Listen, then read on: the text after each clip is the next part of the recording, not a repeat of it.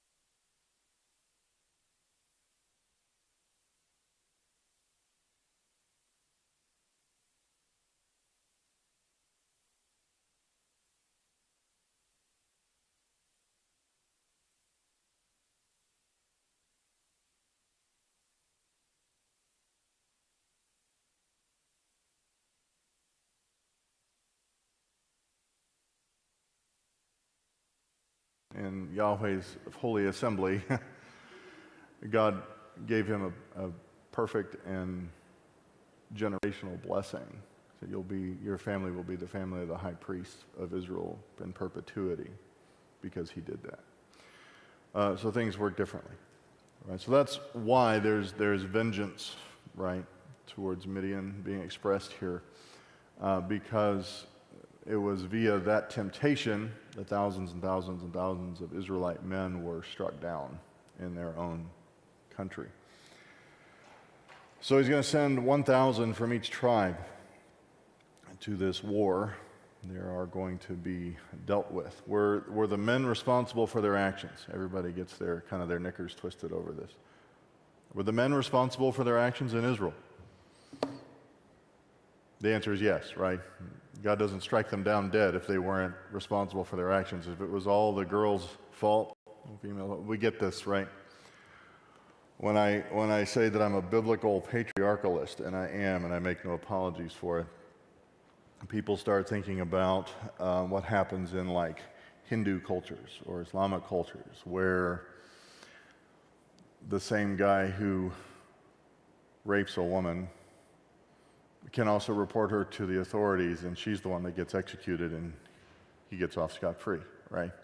That's foolish. That's not biblical, right? They are responsible for their actions, right?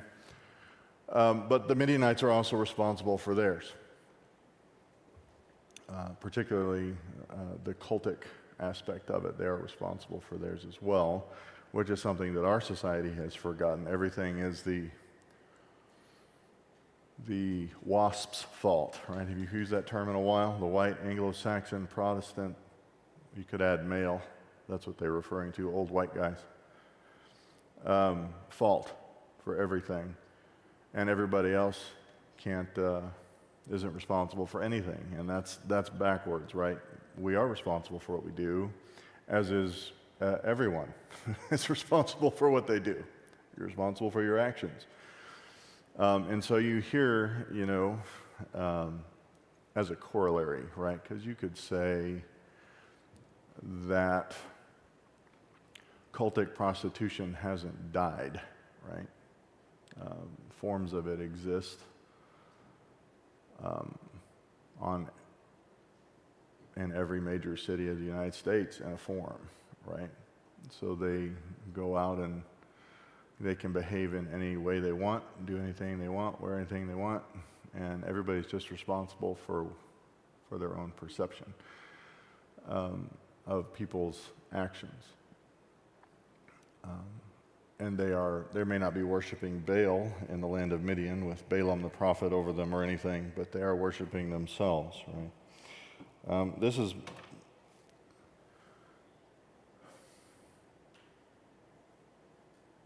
well, anyway, I'm not going to go down deep. We have a mixed group here. So we'll continue. Anyway, the Midianites are responsible for their actions. They're responsible at the highest level for their actions. So they sent 12,000 people. Verse 7, they made war against Midian, just as Yahweh had commanded Moses, and they killed every male. Such patriarchalists. What was the sin they were being judged for?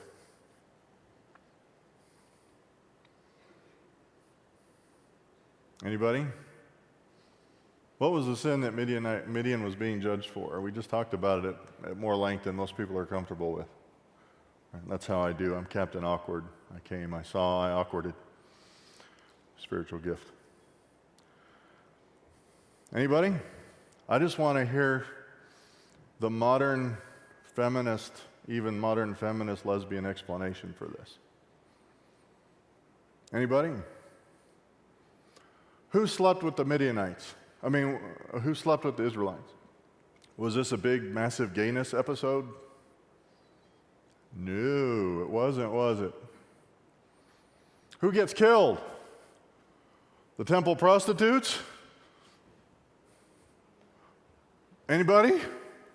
Not yet. Hold on. They're responsible for their actions. Who gets killed in the war against the Midianites by the 12,000 Israelites? Their husbands and their fathers. That's who gets killed. I don't have any liberal, feminazi, wacko, lesbian arguing about this in our culture.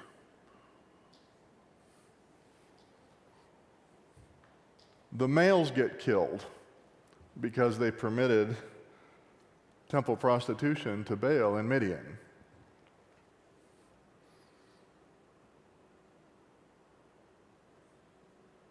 The men were killed. Even the kings. They killed the kings of Midian along with the rest of their slain. Literally the father of the one who had the spear driven through her. Evi and Rechem and Zur and Hur and Reba, the 5 kings of Midian. They also killed Balaam, the son of Beor, with the sword. The sons of Israel captured the women of Midian and their little ones and all their cattle and all their flocks and all their goods they plundered. Then they burned all their cities where they lived and all their camps with fire. They took all the spoil and all the prey, both of man and of beast. Now you might start to cringe there when you read that. Because what had God commanded that they do when they go into the land of Canaan? Destroy everything, take nothing. Wipe it off the face of the map. Wipe their memory from the face of the earth. Let it only be written that they were destroyed and their genealogy up to that point, right? No one's supposed to survive. You need to separate in your mind what God commanded towards the Canaanites and what God commands to other people. Right, we talked about this, that it was not unlawful for someone like Moses to marry a Midianite. to marry, or an Egyptian, or any of the other peoples. It was the Canaanites that were under that curse. The Midianites were not among them. And this was what, just as the Lord had commanded Moses, this is what they were told to do. Go in and do this. And you can take plunder from these folks, because their sin was not that of the Amalekites or the Amorites or the other ites in Canaan. It did not warrant striking their memory from the earth. Now, you remember that this actually does create a problem for them later on. Who does Gideon fight against? The Midianites. They create a problem. It's basically we have the story told over and over. You have the story of Gideon is actually told in The Magnificent Seven and A Bug's Life and all sorts of different movies. That's the theme. It's a remarkably consistent theme in Western civilization. It creates a problem with them, pragmatically speaking. And this is your pastor speaking. I would have told them to wipe them off the face of the map, just like the Canaanites. But that's not what God did. They did exactly what Moses commanded them to do. And I'm not God, right, so I don't have the prerogative, and I understand that. But I try to avoid future problems as much as I can with my decisions. He says with a chuckle, as he thinks of all the things it takes to become a pastor in this culture.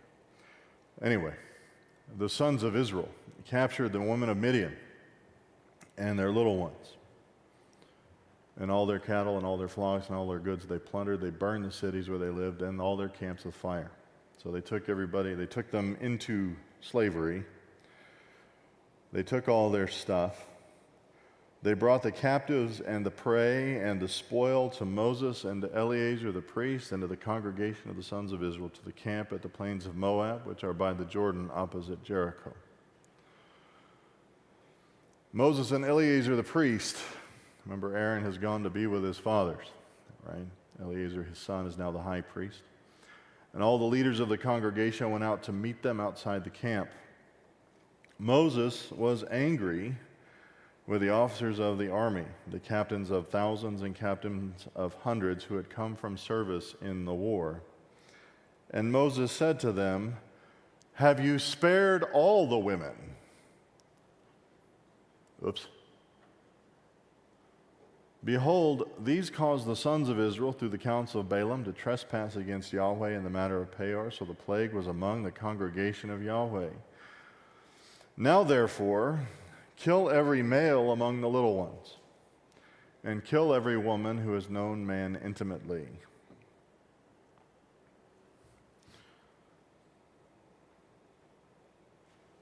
They're responsible for their actions, right?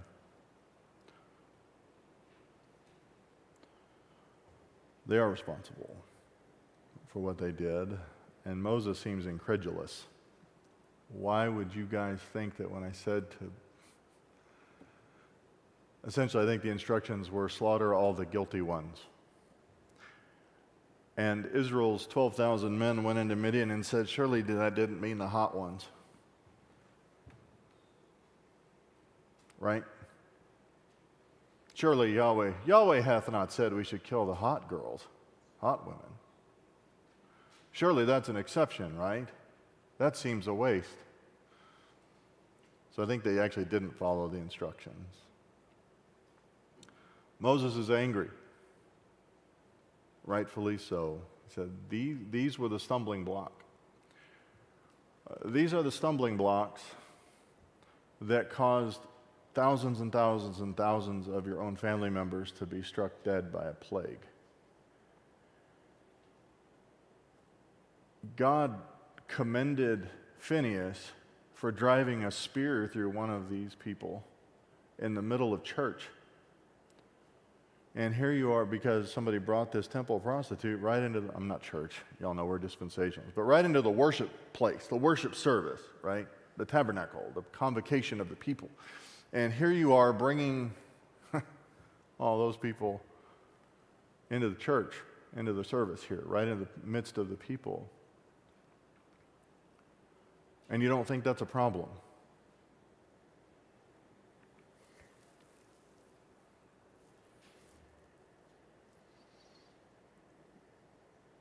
Moses was such a pessimist. I'm just kidding. I'm being facetious. You know, in our climate, pastors who observe patterns and caution people, I get called pessimists a lot. You know? Even especially, I mean, I've been called all sorts of dirty names for simply saying, look, your pattern says you don't want to be in vocational ministry anymore. That's what your pattern says. That's not being pessimistic. I'm being honest with you. And that's what it says. Moses identifying a pattern. He said, these people have operated as temple prostitutes for however long. All the people who slept with them are now dead, but you're bringing their progeny in here as well. That's what verse 17, you may think that's pretty harsh. Now, therefore, kill every male among the little ones and kill every woman who has known man intimately. Very likely, these are the children of the men who were killed in Israel. And that's not something that they were allowed. They were not supposed to spread out. See, they're not supposed to take the heritage of Israel and spread it out among the nations, right? And that's what they have now done. If they allow these people and their children to be subsumed into Israel, they have given a portion of their heritage to someone who's not of the family of promise, of the children of promise. You strike them all, strike all their children, all the male children who can inherit that land, and everyone who potentially is bearing a child like that. But all the girls who have not known man intimately, spare for yourselves. You can keep them as slaves. Let's be honest here. Slavery was not racial in the ancient Near East. Everybody had slaves. Everybody sold slaves. It's what you did with your enemies.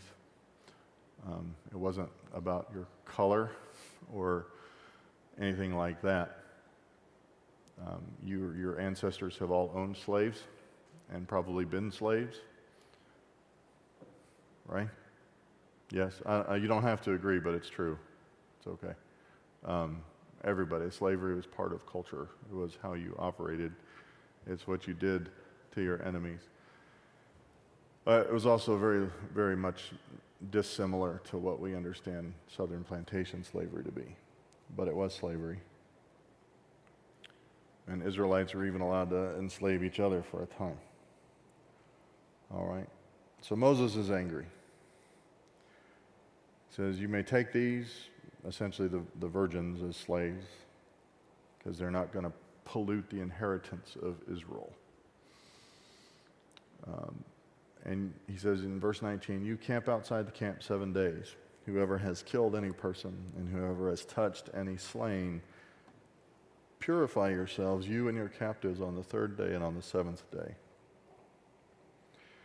You shall purify for yourselves every garment and every article of leather and all the works of goat's hair and all articles of wood. So what's going on there? Now, if I remember correctly, this is not something that they had to do every time they went out and slaughtered some Canaanites.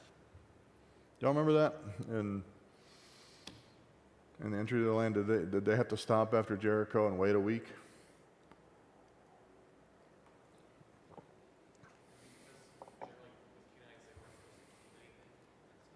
Part of it? Yeah, so Micah's observation is that they're able to retain the possessions of the Midianites. After having burnt their cities, they were allowed to keep all their stuff and their daughters, which was their stuff, by the way, in the ancient Near East. It's just how it was. Yeah, so they need to purify that, but this was about, however, they had come into contact with someone who was dead. Now, this is what they had to do when they buried one of their family members or neighbors. It was not something they had to do when they were purifying the land.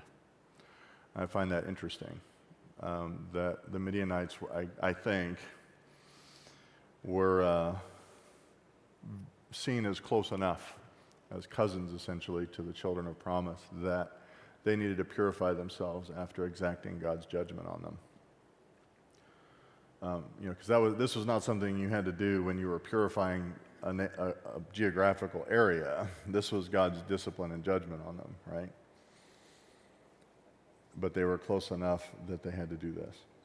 And they had to purify all the articles of wood, all the leather, and all the work of goat's hair, it says. I don't know how you purify things of goat's hair more than symbolically, but that's what they had to do.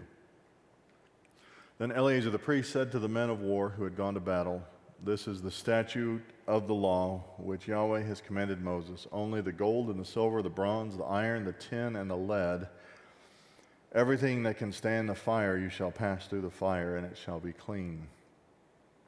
But it shall be purified with water for impurity. But whatever cannot stand the fire, you shall pass through the water, and you shall wash your clothes on the seventh day and be clean. And afterward you may enter the camp."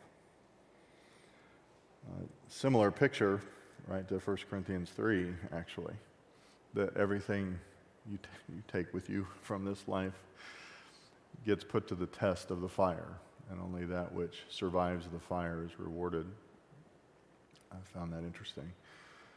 But they were supposed to take all that stuff and purify it from Midian, because it had been made impure. And it's a lot of stuff. We get an idea, right? Verse 25, then Yahweh spoke to Moses, saying, "You and Eleazar the priest and the heads of the father's household of the congregation." This is where I don't like the NASB, because it uses archaic words like this. "You and Eleazar the priest and the heads of the father's household of the congregation, take account of the booty that was captured." Let's just say plunder, all right? Because, well, counting booties is not what it once was, let's just say. "Both of man and of animal, and divide the plunder between the warriors who went out to battle and all the congregation. Levy a tax." So if we find out later, they're dividing it in half. So the 12,000 men get half of everything, and the rest of the nation gets the other half. So the 12,000 guys who actually went and fought for it get a lot more per person. "Levy a tax for Yahweh from the men of war who went out to battle. 1 in 500 of the persons, and of the cattle, and of the donkeys, and of the sheep. Take it from their half and give it to Eleazar the priest as an offering to Yahweh." So take this tax, right, from the 12,000 men at this rate. I can't even imagine having 500 donkeys anywhere. That would be terrible. But that's what they did.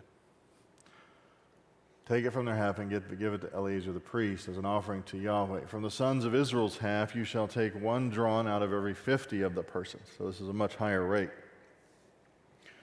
"Of the cattle, of the donkeys, of the sheep, from all the animals, and give them to the Levites who keep charge of the tabernacle of Yahweh."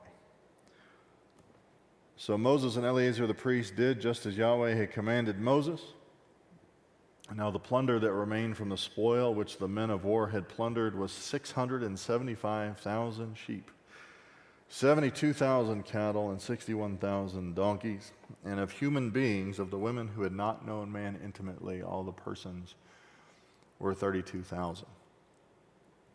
The half, the portion who went out to war, was as follows. The number of sheep was 337,500. The Lord's levy of the sheep was 675, and the cattle were 36,000, from which the Lord's levy was 72, and the donkeys were 30,500, from which the Lord's levy was 61. And the human beings were 16,000, from whom the Lord's levy was 32 persons. Moses gave the levy, which was the Lord's offering, to Eleazar the priest, just as the Lord had commanded Moses. Now, the non-woke part of that, of course, is that the Lord accepted a tax in human beings. Right? And there are a lot of people who interpret, it's what we used to call liberation theology. I think I just call it stupid now. I was originally taught liberation theology in my undergrad degree by a former Roman Catholic priest who ministered for a couple of decades in Peru, and identified that In fact, the Roman Catholic Church, in his opinion, was oppressing the indigenous people in Peru, and he left and became an anthropologist. Got his PhD in anthropology, and he kind of went full circle. After he retired from Trinity University, he became I think it was an Anglican priest in his retirement. He has since gone on to be with the Lord. But he was a believer, but he was pretty much whole hog on this liberation theology business. I don't know if you know what liberation theology is. It's at the basis of what we call critical race theory. Liberation theology takes this story, essentially the story of the Exodus and the conquering of the land, as a picture, right, of all oppressed peoples throwing off all oppression, real and what we find out now today, imagined, right? It's socialistic at minimum and really basically communist in its actual application. The problem that you have, the basic problem with it is that, you know, the basic underlying principle is that God doesn't design any slavery at any time, at any point, at any place, which you see is untrue, right? Right? Yes? It's untrue. Now, we can say that certain aspects of slavery, there are all sorts of rules and guidelines for how you're supposed to treat slaves in the Old Testament. But God himself, Yahweh, accepted a tithe of human beings from Midian.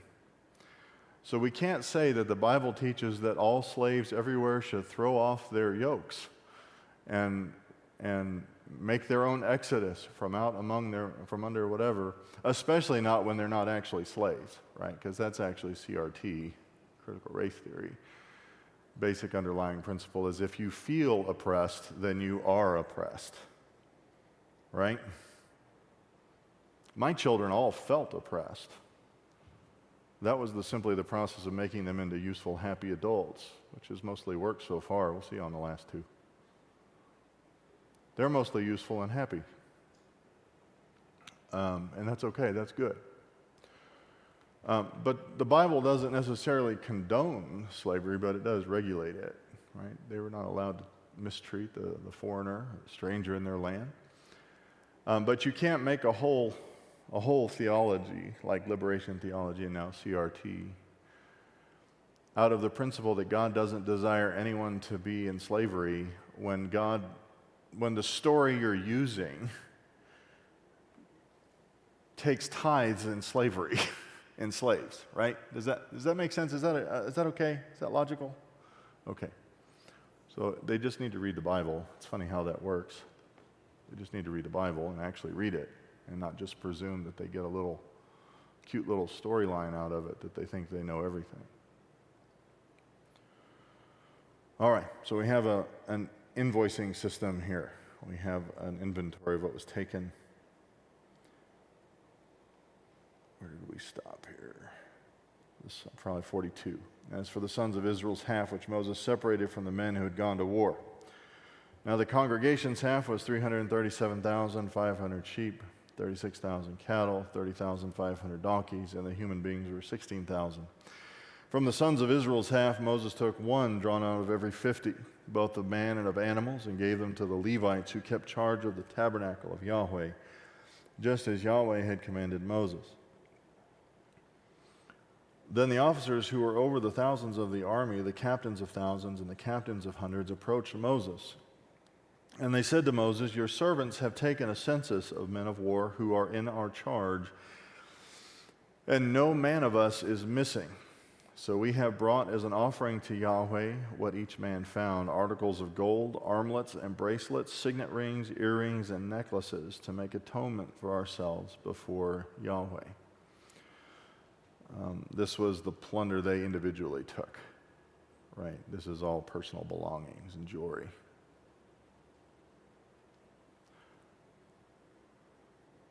I don't know if they're allowed to do that anymore.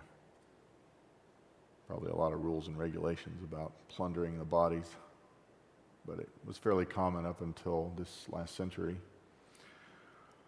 Moses and Eleazar the priest took the gold from them, all kinds of wrought articles, all the gold of the offering which they offered up to the Lord from the captains of thousands and captains of hundreds. It was 16,750 shekels. The men of war had taken plunder, every man for himself. I guess in a sense they probably also took booty, but we're going to go with plunder. They took plunder. So Moses and Eleazar the priest took the gold from the captains of thousands and of hundreds and brought it to the tent of meeting as a memorial for the sons of Israel before Yahweh. So the Midianites in this generation are dealt with. Again, they do arise again, but their cities were burnt, their structures were torn down, their wealth was taken, and all their men were killed and subsumed into Israel. All right, so chapter 32. Do we have any questions or comments about that? Observations? Yeah.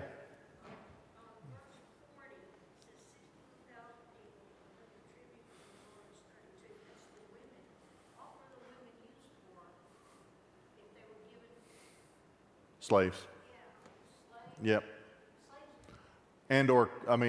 So what were the women used for is what your question is for. They were not under prohibition to not become wives or concubines in Israel because they were not Canaanites. And so that may be possible that they were given to the sons of some of these men as wives, household servants most likely. We forget how hard it is. I don't know if y'all ever watched the show Alone? You ever watched it? They take 10 or 12 people and stick them out on a frozen wasteland by themselves, give them 10 things that they can take with certain limitations, and just plop them out there and say, we'll see you. Y'all can pull the trigger. They have a satellite phone. Y'all can get out of here as soon as you want, but if you wait, you get whatever much money, for $500,000 or something. And the thing that you should take away from that show is it is awfully hard to survive by yourself with no technology, with no stuff. And we forget how laborious it was to live, especially a nomadic lifestyle like this. So when we read like Abram took 100 of his own household men and went and chased his enemies. He had a little army there. That's the kind of thing that it took to be a wealthy guy. You had to have your own little army. There was a lot of work involved. If you had to tan your own hides, I don't know if y'all have ever tanned a hide. It is massively laborious, stinky, nasty process. It takes forever and ever and ever, especially if you're doing it in a hole in the ground out in the middle of a desert somewhere. So there's a lot of place for slaves. That's all to say that. A lot of place for servants. It was a very laborious life.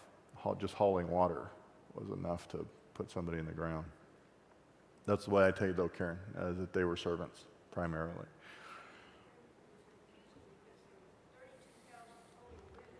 Yeah. Oh, well, they were given to the Levites. Yeah, in the tabernacle, I would say that there is a lot of work. You know, we've gone through Numbers and Exodus both, where the duties were assigned right there. But it's likely that many of them did end up being wives because they slaughtered all the ones that weren't somebody else's wife. Remember? They could be. Yeah. Yep. There was no prohibition on that, but we don't know for sure. But you're right. Where in the world would they put 16,000 women to work? Yeah. When I was a property manager, I managed an office that was an all-female office. It always looked like World War III in there. Because I'm not woke, folks, I can say stuff like that. It was crazy in there. 16,000 women all getting plopped into this workforce. I'm not sure. That was kind of crazy. I'm not trying to be mean to anybody else, but you're right. Where would you put 16,000 young women, actually, teenage women, probably, most of them. Most of them are probably Grace's age or so, given the conditions that were for keeping them alive, right? So just imagine 16,000, what are you in ninth grade now, Grace? 16,000 ninth grade girls in a small confined area. Shudder, right? Even the women are agreeing with me, most of them. So, yeah, that's okay, right? It was different. They weren't actually in ninth grade, but, same age. Yeah, so I think they did use them in sermons, but there was no prohibition on taking them into their houses, actually. As I see it. If somebody knows differently and you have a verse for that, then go ahead and let me know, as always. That's always the case. But I don't see that prohibition in Scripture. All right. Yes, sir. Question 4, of all the plunder, the levy that was the Lord's levy given to Eleazar, were they given to be used as property or something else? A lot of it was. Yeah, so the signet rings and the armbands and all that was given, he says, I took that to the tabernacle, that was a memorial. So that was essentially to remember what God did in regards to Midian. Right, that was a memorial. But you talk about all the animals and all that stuff, yeah, that was actually provision for the Levites. Remember, the Levites were already told, you guys aren't going to have farms. You're not going to have lands. You're going to not have your own production. So on occasion, they're given a little boost. Yeah. As we read through this, there was the Lord's levy, they said give to Eleazar, and then they also took the provision for the Levites. So I was wondering the portion given to Eleazar. Roughly, that's the same category. It would be distributed to his family. It was his portion. So it became part of his heritage, essentially, to his sons. But same category, right? So not all priests were Levites, but not all Levites were priests. But the things that were categorized for the Levites, still would have applied there. But certainly, his son Phineas was the one that drove the spear through the other men. So there was a place for his special recognition, I think, there in that regard. So, yeah, when we read that the Levites get special recognition like that, everyone goes, why? I'm like, well, they don't get any land. They get no permanent heritage of land or farms or vineyards. They get a few cities. And so, the Lord does take care of them, which is important. They're not designed to live in hovels, right, and live in little shacks and be begging under the bridge or be panhandlers among the nation. They're supposed to have an honored position so that they get that, right? Okay, so chapter 32, we are not going to go to chapter 32 because we are on the nose at 10:15. So any other questions or comments? Accusations of heresy, observations of violations of woke protocol, anti-patriarchal sentiment. Any good jokes? No?